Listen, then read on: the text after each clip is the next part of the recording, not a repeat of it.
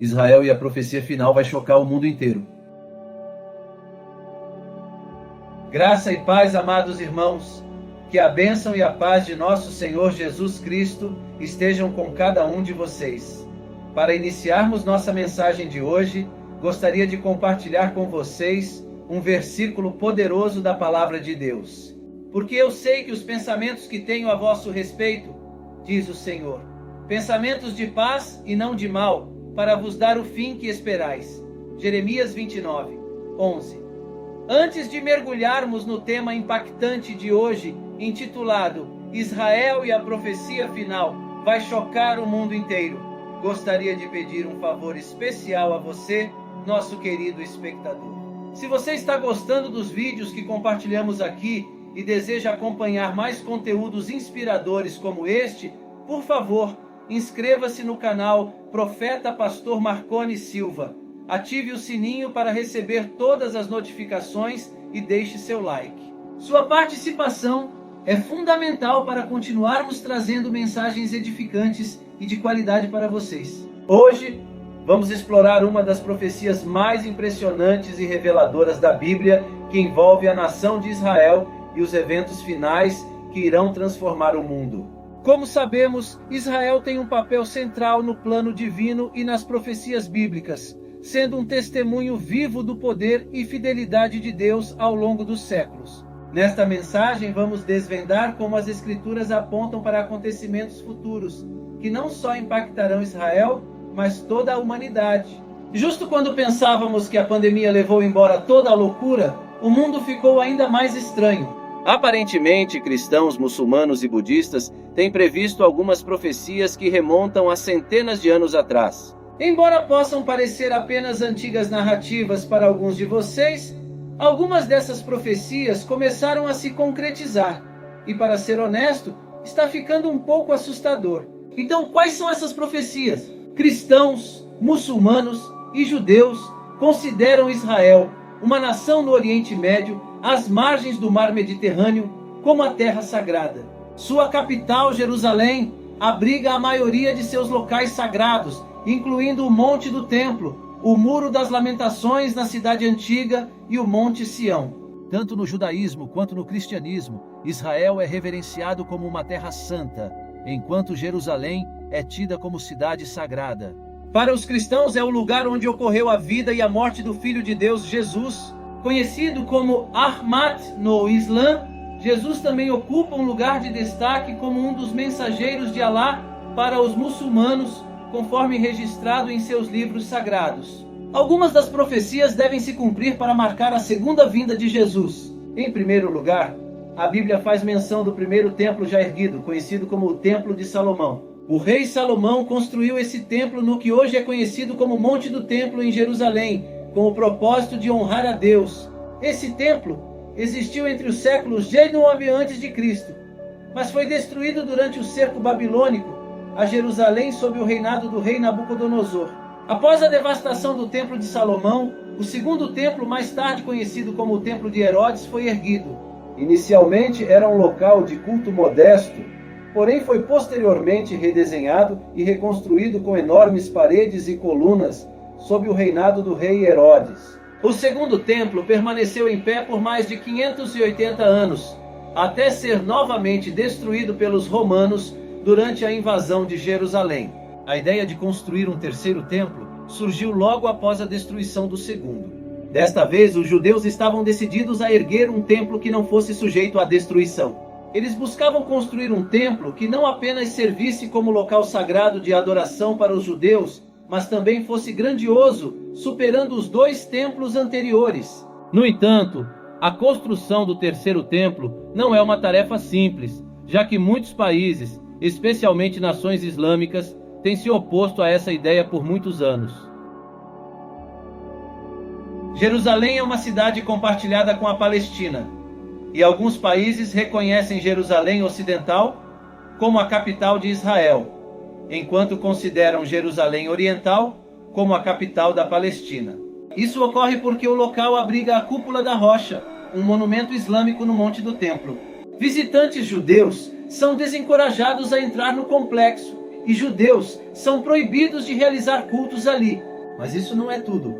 Alguns estudiosos até questionaram a crença judaica de longa data, de que os templos judaicos anteriores estavam localizados naquele local, o que gerou controvérsias. Em resposta a essa afirmação, pesquisadores e estudiosos conduziram investigações adicionais, levando a uma descoberta fascinante. A mesquita de Al-Aqsa foi construída sobre um local de purificação ritual judaica. O arqueólogo britânico Robert Hamilton desempenhou um papel crucial ao fornecer evidências para sustentar essa revelação. Em seu detalhado relato, ele documentou sua exploração das fundações da mesquita e o que encontrou após um terremoto em 1927 que danificou uma parte do lugar.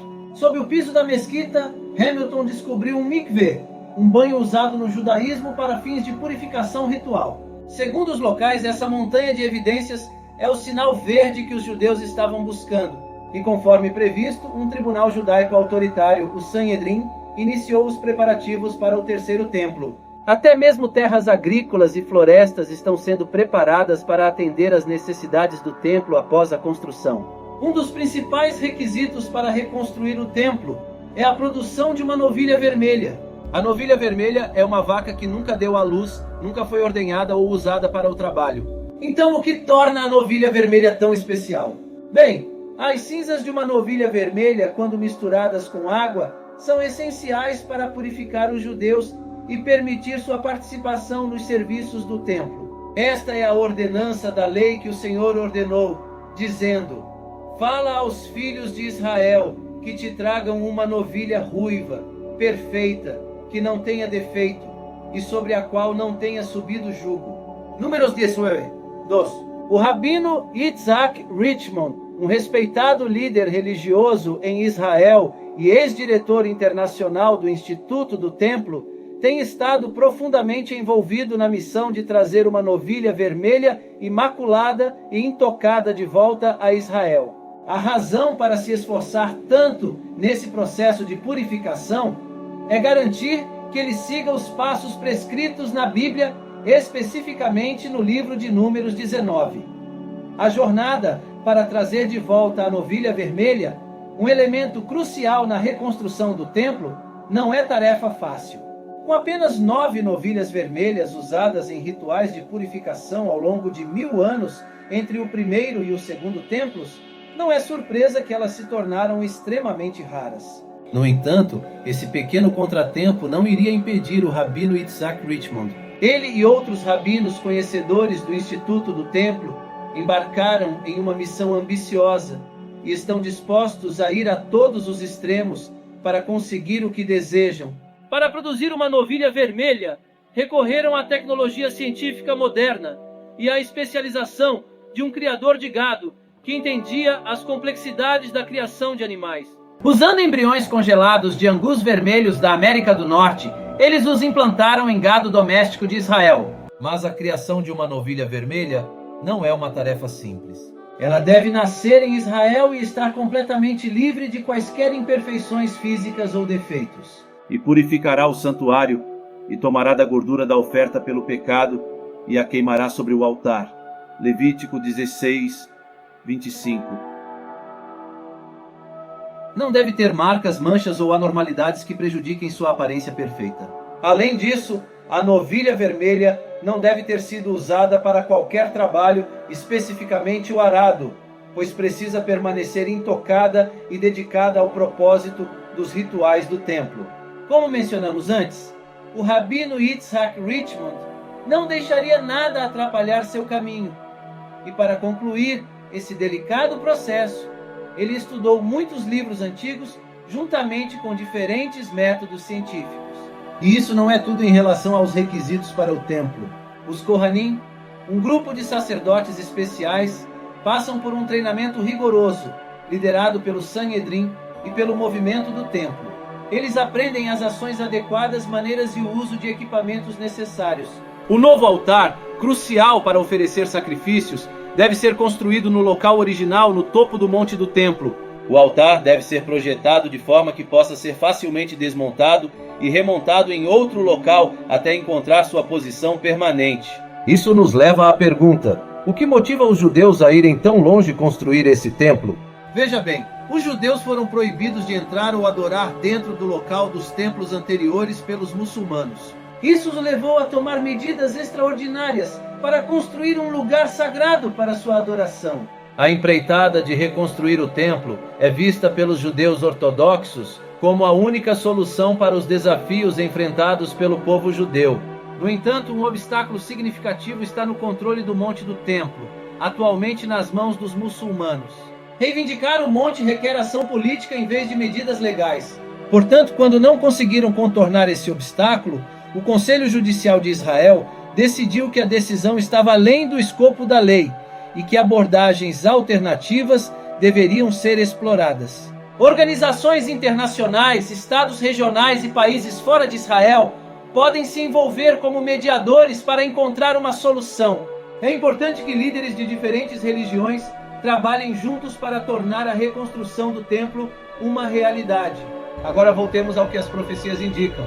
Conforme a Bíblia, especificamente nos livros de Daniel e Apocalipse, há a menção de uma figura conhecida como o Anticristo. Em Apocalipse 13, sugere-se que esse líder possa surgir como um futuro líder político. Acredita-se que esse líder possa fazer um acordo ou pacto com líderes judeus, incluindo possivelmente a permissão para reconstruir o terceiro templo. Embora essa ideia possa ser entendida de diferentes maneiras, podemos ver medidas significativas sendo tomadas para a construção do terceiro templo. Esta jornada tem sido nada menos que uma montanha-russa, onde dois lados extremos, os costumes antigos e a tecnologia moderna, se unem para reconstruir o templo. À medida que os planos avançam e as conversas se desenvolvem, o caminho para um futuro unido, baseado no respeito e na compreensão, torna-se ainda mais importante. Então a novilha vermelha será trazida de volta e o monte do templo verá uma transformação. Só o tempo dirá, mas os esforços coletivos de comunidades de diferentes origens podem abrir caminho para este projeto. No entanto, esta não é a única profecia que está se concretizando. No século VI a.C., o rei Ezequias empreendeu um projeto notável, a construção da piscina de Siloé. Esta piscina servia como a única fonte de água doce na antiga Jerusalém, garantindo um fornecimento constante de água. Mesmo durante tempos de guerra, os engenheiros do rei Ezequias abriram um caminho através da rocha sólida, percorrendo cerca de 600 metros desde a nascente de Gion até a piscina. Ela tinha aproximadamente 16 metros de comprimento, 5,4 metros de largura e 5,8 metros de profundidade, consistindo em uma combinação de rocha natural e alvenaria feita pelo homem.